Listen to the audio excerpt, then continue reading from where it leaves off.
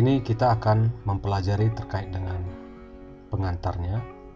Kemudian kita akan belajar terkait dengan formula sebagai tree, formula sebagai string. Kemudian kita akan membahas bagaimana menyelesaikan ambiguity. Kemudian kita akan membahas terkait dengan structural induction dan notasi. Propositional logic adalah logika yang dasar untuk sistem logika yang lain. Jadi logika lain seperti predikat logik atau first order itu didasarkan kepada propositional logic. Proposisi atau atomic proposition tidak dapat diuraikan lagi atau tidak dapat didecompose. Jadi atomic proposition itu adalah suatu hal yang paling kecil. Contohnya adalah 1 + 1 = 2. Ini adalah sesuatu yang tidak dapat diuraikan lagi karena ini adalah suatu bagian yang terkecil. Kemudian formula yang kompleks atau formula yang terdiri dari berbagai atomic proposition itu disatukan atau dibangun menggunakan operator boolean.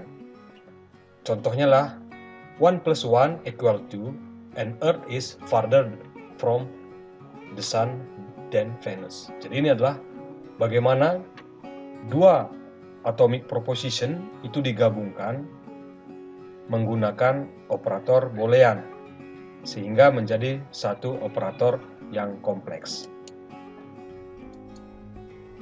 Sistem logika dan bahasa pemrograman adalah dua hal yang sama-sama memformalkan sesuatu. Sistem logika bertujuan memformalkan penalaran atau reasoning, sehingga penalaran yang dilakukan itu dalam suatu bentuk yang formal menggunakan sistem logika. Sementara bahasa pemrograman juga tujuannya sama, memformalkan komputasi, sehingga komputasi yang dilakukan itu diterjemahkan dalam bahasa pemrograman. Nah, proses ini adalah proses memformalkan. Dua hal ini, sistem logika dan bahasa pemrograman, sama-sama membutuhkan sintaks dan semantik. Sintaks adalah simbol string yang membentuk formula yang legal. Jadi sintaks ini membentuk legal formula. Kemudian semantik ini menentukan apa yang dimaksud oleh sebuah legal formula.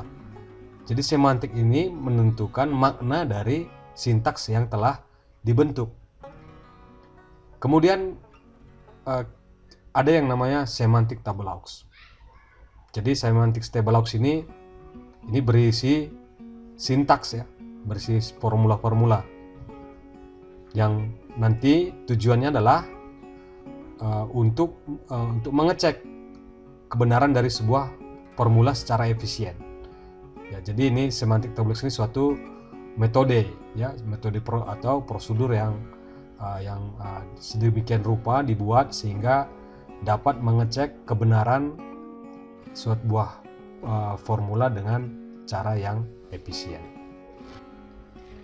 Karena dinyatakan dalam struktur induksi, maka propositional formula ini dapat dituliskan atau diwujudkan dalam bentuk tree. Jadi formula proporsional itu dapat dipresentasikan dalam bentuk tree. Struktur induksi ini akan digunakan sebagai teknik utama dalam pembuktian dan akan sangat mudah kita pahami kalau strukturnya ini nanti dinyatakan dalam bentuk tree atau pohon, karena kalau dinyatakan dalam bentuk tree dan pohon, visualisasinya akan lebih baik dan kita bisa melihat formula itu dengan lebih jelas. Dalam formula nanti akan digunakan simbol-simbol ya untuk mengkonstruksi formula dalam propositional logic. dan simbol yang digunakan itu adalah menggunakan string ya, misalnya menggunakan P huruf sebagai di dalam huruf besar ya, ini adalah simbol himpunan ya, simbol himpunan dari atomic proposition. Kemudian atom-atomnya atau anggota dari himpunannya itu nanti itu akan dinyatakan dalam huruf-huruf kecil ya, kemudian dan dimungkinkan dengan menggunakan subscript ya, atau dimiringkan ya. Contohnya adalah atom P, atom Q, atom R, dan seterusnya. Operator boolean yang dapat digunakan di formula propositional logic dapat kita kelompokkan menjadi operator yang bersifat unary dan bersifat binary. Operator yang bersifat unary akan menggunakan satu operan ya, sedangkan yang binary akan menggunakan lebih dari satu operan.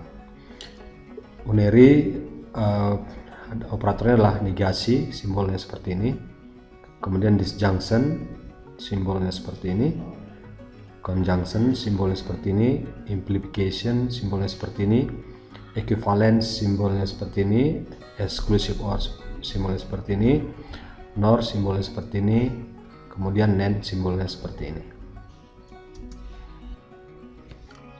Formula pada propositional logic adalah sebuah tree yang nantinya dapat ditentukan secara rekursif.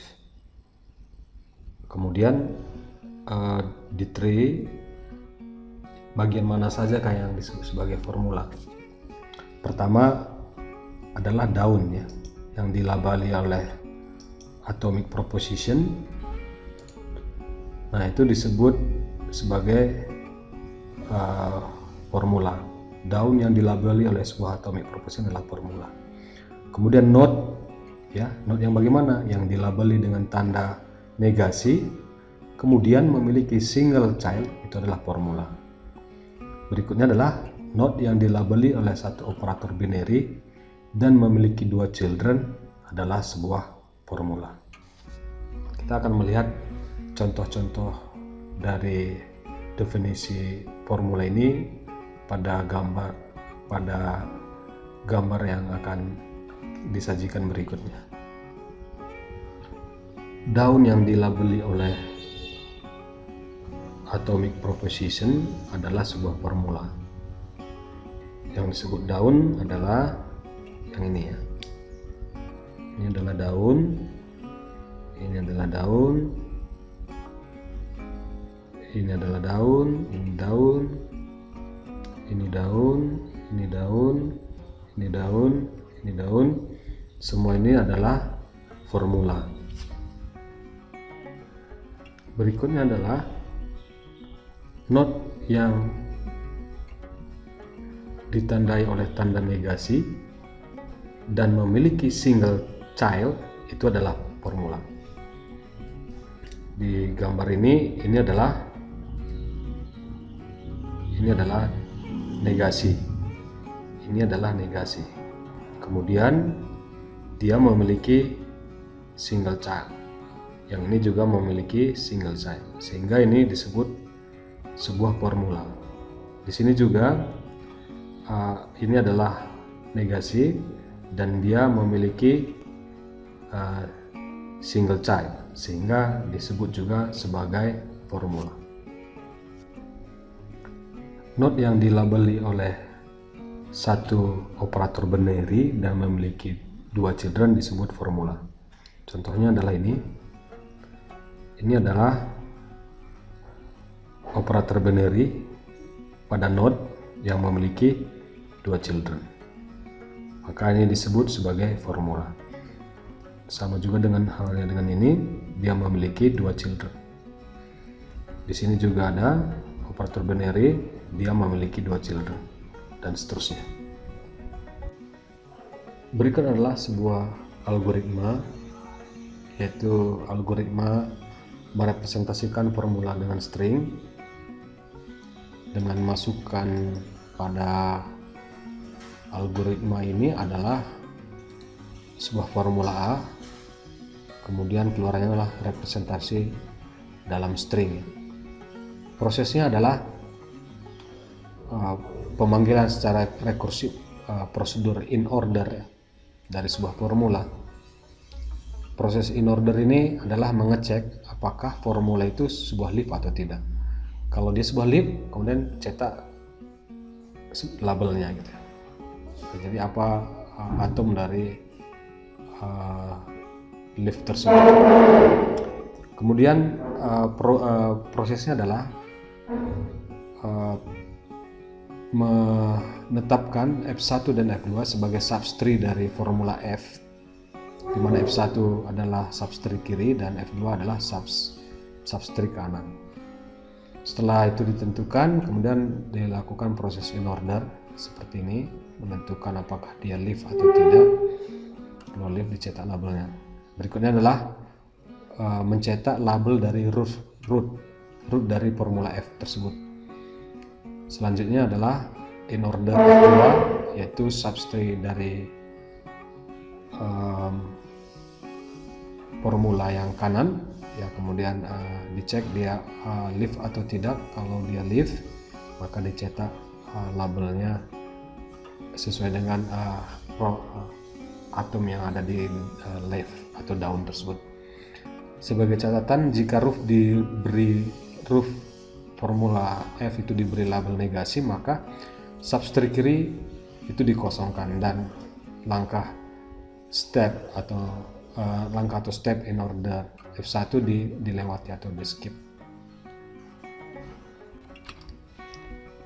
Berikut ini adalah langkah-langkah bagaimana membangun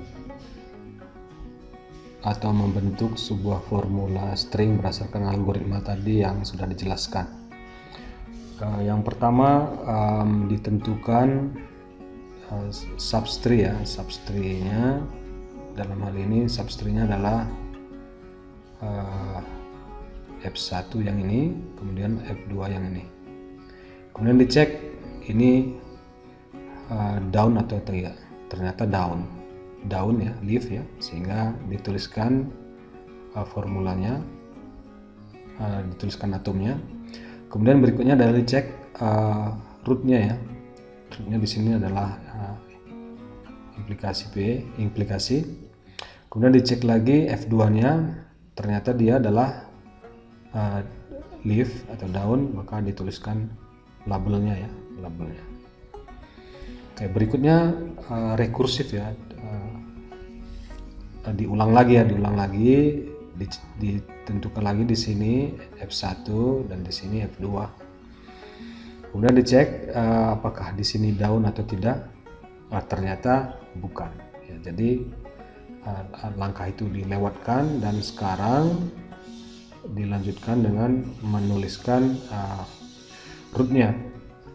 Ya, kemudian dicek lagi di sini yang F2 apakah dia down atau tidak. Ternyata tidak, sehingga diulang lagi, dicek untuk membuat substrate lagi di sini. Ini substrate F1 dan substrate F2.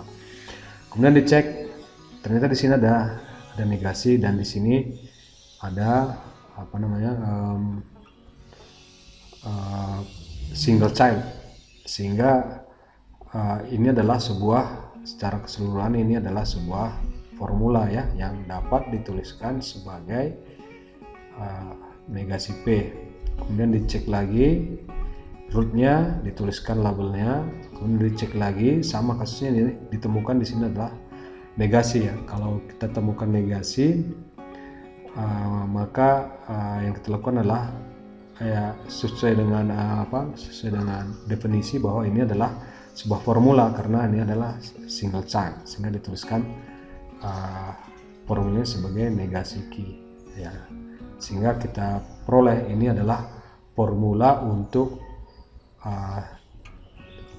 tree yang disajikan di sini ya. Ini dapat dituliskan dalam formula yang ini. Baik, berikut ini adalah contoh formula dalam tree yang akan kita terjemahkan atau bangun formulanya dalam string ya.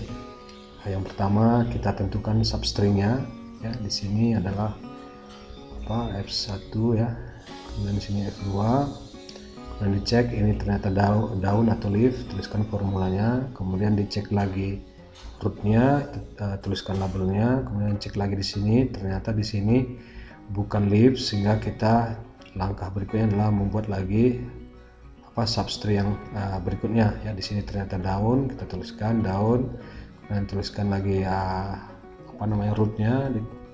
Kemudian di sini kita ketemu negasi ya, negasi dari formula ya. Nah ini maka ini kita tuliskan sebagai negasi dari P ya, negasi dari P. Kemudian ini karena ini daun ya, ini daun, negasi dari P ya, ini negasi dari P. Kemudian dituliskan rootnya. Nah kemudian di sini kita ketemu satu kesatuan ya, kesatuan negasi dan atomnya yang di sini adalah ada single child, sehingga kita bisa tuliskan seperti ini. Nah ini adalah formula untuk tree yang ini ya, tree ini keseluruhan kita tuliskan dalam formula dalam bentuk ini. Dari dua formula dalam bentuk tree yang sudah kita tuliskan dalam string tadi, formula yang tree yang pertama adalah seperti ini, kemudian ini adalah formulanya, kemudian ada formula dalam string ya, yang kemudian ini dalam yang kedua, tree kedua yang kemudian kita transformasikan bentuknya dalam string, formulanya seperti ini. Ternyata dua tree yang kelihatan berbeda ini ya menghasilkan formula yang sama, formula yang sama. Nah kenapa ini terjadi? Karena ini yang disebut ambigu ya, ambigu karena seharusnya tidak seperti ini, tapi karena kita belum memecahkan persoalan ambiguitasnya yang nanti akan pada slide berikutnya ya akan kita lihat bahwa ini dipecahkan dengan menggunakan parentis ya atau tanda kurung. Sebuah formula dapat menjadi ambigu karena sebuah formula bisa memiliki prioritas operasi yang berbeda, sehingga dibutuhkan satu metode untuk mencegah keambiguan pada formula. Berikut ini adalah algoritma representasi formula dengan string dengan tanda kurung. Masukannya adalah formula, kemudian keluarannya adalah sebuah representasi string dari sebuah formula yang telah memiliki tanda kurung untuk mencegah ambigu. Prosesnya adalah ada proses pelabelan kalau formulanya itu adalah sebuah leaf atau daun, kemudian penentuan subtree F1 dan F2, kemudian pemberian tanda kurung buka, dilanjutkan dengan pemberian label ya, label kalau dia itu sebuah daun atau leaf, kemudian menuliskan label dari rootnya, kemudian menuliskan label dari subtree 2. Kalau dia sebuah daun maka dia dituliskan labelnya, kemudian diakhiri dengan tanda kurung. Nah ini adalah proses pemberian tanda kurung, algoritma pemberian tanda kurung pada formula dengan tujuan tidak terjadi lagi keambiguan kepada sebuah formula. Dengan catatan jika root F diberi label negasi maka subtree kiri kosong dan langkah atau step in order F1 dilewati atau di skip. Berikut adalah proses atau cara bagaimana kita menggunakan tanda kurung sebagai salah satu sebagai cara untuk mencegah terjadinya ambigu pada formula. Kita akan menggunakan algoritma yang sebelumnya tadi telah kita lihat sama-sama. Prosesnya sama dengan algoritma penentuan formula string dari tree, tapi kali ini ditambahkan dengan proses penambahan tanda kurung ya. Tanda kurung tutup, termasuk tanda tutup kurung dan buka kurung dan tutup kurung. Yang pertama ditentukan F1 ya dan F2 ini sebagai substring, dan di sini dilihat ini P ya, dimulai dengan tanda buka kurung P ya. Kemudian ini dituliskan rootnya, ini sebagai root ya. Kemudian dituliskan formula berikutnya, ini adalah Q, dia adalah leaf juga, dituliskan sebagai leaf, dan kemudian diakhiri dengan tanda tutup kurung. Berikutnya bergerak ke tanda F1 ya, F1 dan F2 untuk substring berikutnya. Nah di sini tidak ada daun ya, jadi kita tuliskan dia ini sebagai formula keseluruhannya ya. Jadi kita mulai dengan buka kurung, kemudian dilanjutkan dengan rootnya ya, kita tadi sudah, dan kemudian di sini tidak ada daun ya, jadi kita tidak ada leaf atau daun ya, jadi kita berikan tanda buka kurung, tutup kurung di sana. Kemudian berikutnya adalah subtree yang ini ya, diberi F1, ini F2 ya. Ya ini kan kemudian dimulai dengan buka kurung ya, buka kurung, kemudian negasi P ya, dan ini rootnya, ini adalah root. Kemudian karena ini daun dan ini adalah negasi, dan kemudian dia single child ya, dibuat Q dan ditutup dengan tutup kurung. Nah ini algoritma sudah kita terapkan, dan ini kita peroleh persamaan formula untuk tree yang ini ya, tree yang kanan ini, dengan menerapkan penggunaan tanda tutup kurung dan buka kurung. Berikutnya kita akan membuat formula ya, dengan menggunakan algoritma pembuatan string tapi dengan tanda kurung ya. Yang pertama kita tentukan ininya substringnya F1 dan F2 ya. Kemudian ini kita adalah daun ya, jadi dimulai dengan buka kurung P gitu ya. Kemudian dilanjutkan dengan rootnya. Kemudian di sini tidak ada daun ya, jadi kita simpan ini tanda tutup kurung ya. Kemudian berikutnya kita tentukan lagi di sini F1 dan F2 ya. F1 dan F2 di sini ada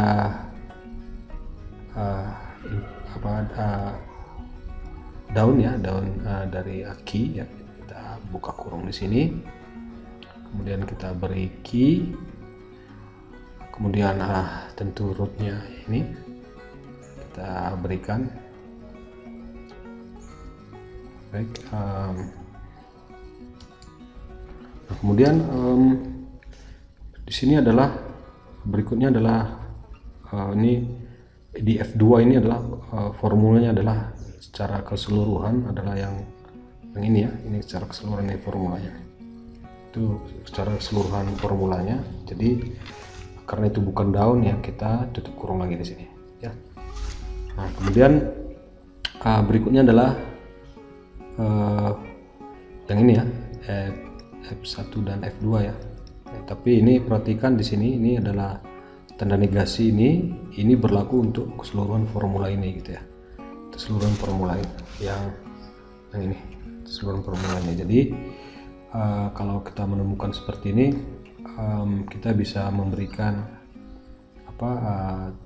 tanda negasi ya untuk keseluruhannya ya, untuk keseluruhannya. Ya. Jadi berikutnya kita masuk ke sini, yang terakhir ini substringnya kita kasih tanda buka kurung dulu ya, sesuai dengan algoritma, kemudian kita beri P, kemudian dilanjutkan dengan root, kemudian dilanjutkan di sini kita temukan negasi dan ini single child, jadi ini langsung kita tuliskan negasi key dan akhirnya kita beri tanda tutup kurung ya. Jadi ini formula yang kita dapatkan ya untuk tree ini dengan menggunakan tanda kurung. Berikut ini adalah formula yang telah kita buat ya berdasarkan algoritma yang menggunakan tanda kurung. Ini algoritma yang pertama ya. Ini algoritma pertama. Maksud saya ini tree yang pertama dan ini tree yang kedua. Ya, jadi sekarang sudah jelas ya, terlihat perbedaan antara tree yang pertama dan kedua, tidak ambigu lagi karena pada proses yang sebelumnya itu menghasilkan formula string yang sama, tapi dengan menggunakan tanda kurung itu sudah terlihat perbedaannya. Pada operasi di proportional logic menggunakan operator boolean, kita akan menemui banyak operator boolean yang digunakan, dan biasanya ada juga kita dihadapkan dengan sebuah pilihan yang mana dulu akan dioperasikan seperti itu. Jadi telah ada sebuah kesepakatan bahwa urutan operasinya adalah seperti yang terlihat ini ya. Yang pertama itu operasi paling tinggi itu adalah operasi negasi ya. Ini yang menjadi prioritas pertama, kemudian operasi dan ya, dan seterusnya gitu ya. Ini adalah urutannya. Ya baik, ini kita lihat ada sebuah operasi matematika ya, ekspresi aritmatika ya, A kali B tambah B kali C. Nah dari operasi ini kita bisa tahu bahwa ini adalah penjumlahan dari operasi A tambah B, A kali B maksud saya, ditambahkan dengan B kali C ya. Ini adalah suatu kesepakatan saja ya, bahwa memang dikalikan dulu, ini dikalikan dulu kemudian ditambahkan, dan dari sini kita lihat bahwa penjumlahan ini disebut top level operator gitu ya. Jadi dia yang menjadi operator utamanya gitu ya. Di proportional logic hal sama berlaku gitu ya. Jadi setiap proportional logic itu bisa kita klasifikasikan menggunakan top level operator atau principal operator. Kembali ke tree yang telah kita pelajari bersama, dan kita telah buat string formulanya, bahwa di sini kelihatan bahwa operator utamanya adalah yang ini ya, ekivalensi yang seperti ini. Nah ini adalah operator utama untuk tree yang ini ya. Dan untuk yang tree yang ini, operator utamanya adalah yang itu ini ya. Di sini kita lihat, di sini ini adalah operator utama atau principal operator. Kemudian akan ada notasi-notasi ya, atau notasi